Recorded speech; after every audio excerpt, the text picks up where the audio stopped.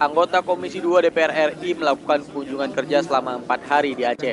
Dalam kunjungan tersebut, tim dari Komisi 2 ini menyambangi gedung Badan Arsip Aceh untuk melihat langsung proses sortir arsip-arsip kuno yang masih tersimpan hingga saat ini. Dalam kunjungannya, rombongan langsung melakukan peninjauan ke lokasi bagian layanan.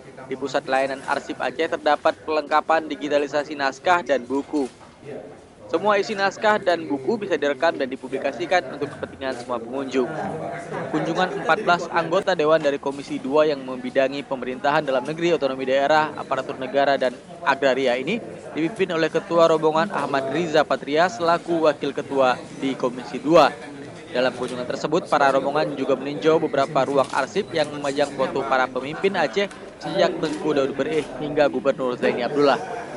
Selanjutnya, rombongan juga mengunjungi dan melihat langsung ruang pusat arsip tsunami serta arsip kuno berupa surat-surat penting yang dikumpulkan dari berbagai kantor dinas di Aceh pada tahun 1977.